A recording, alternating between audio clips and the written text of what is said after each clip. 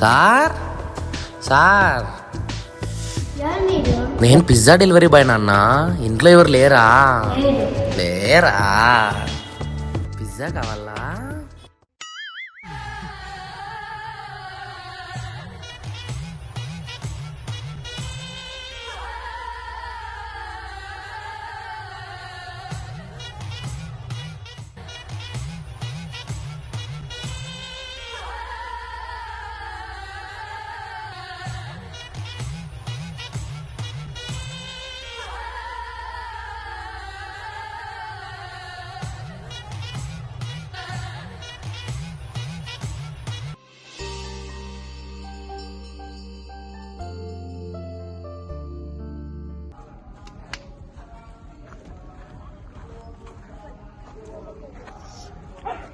Phone తీసుకో.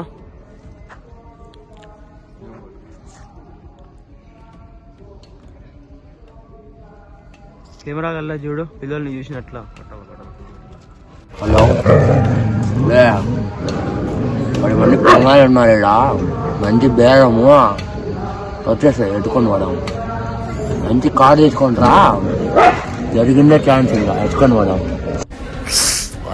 పొంగా కొడుకు ఉన్నాడు బా.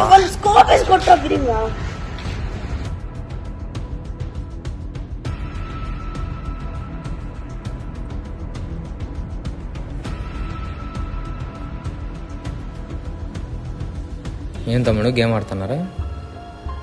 ఇద్దరు ఆడుతున్నారా గేమ్? సర్లే, బాగా ఆడుతున్నారు. అట్లా పోయి ఐస్ క్రీమ్ తినేసొద్దాము. ఈడే పక్కనే ఐస్ క్రీమ్. దా రా, ఒకటేం కాదు. ఏం ఐస్ క్రీమ్ ఉంటావు బాబు? అన్న హ్యాపీ వీల్ ఐస్ క్రీమ్ ఒకటి అన్న.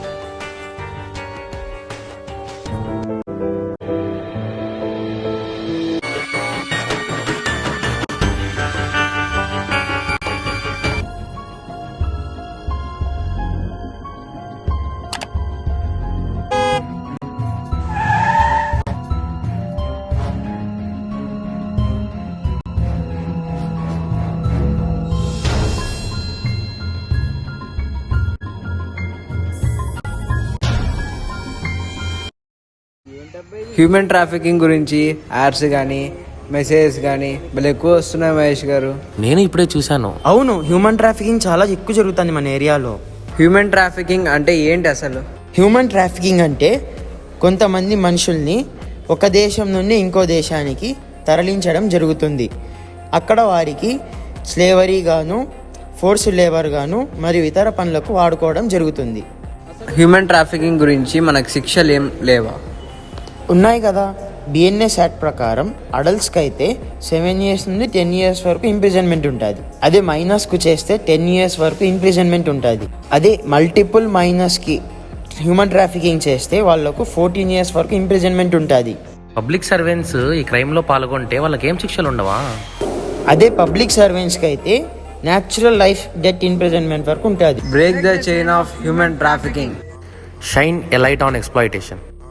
Together we can create a world where everyone is free.